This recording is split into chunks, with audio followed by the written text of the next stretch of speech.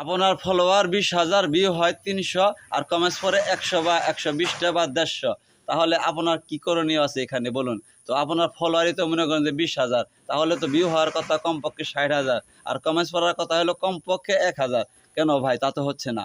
আপনি যদি 20,000 ফলোয়ারের মধ্যে থেকে 15,000 কমেন্টস পাইতেন, তাহলে ভিউ তো দেখা গেল যে 60,000 উপরে চলে যেত, আপনার ওই ভিডিওটা ভাইরাল হতো বা রিচ করতো।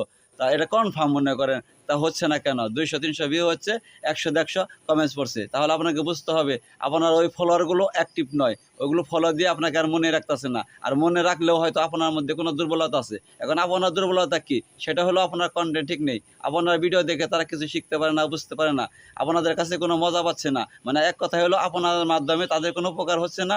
তারা 3 দিন যদি তাই ভিডিওটা না দেখে আপনার ফেসবুক 4 দিনের দিন তাদের কাছে আর পাঠায় না, আর এইভাবে আপনার আইডি বা পেজ নিচের দিকে চলে আসছে, মানে ডাউন হয়ে গেছে। তো আপনার যদি মনে হয় যে না আপনি দুর্বল রয়েছেন, তাহলে নিজেকে পরিবর্তন করুন, আবার তাদের কাছে চলে যান, আইডি বড় হয়ে যাবে।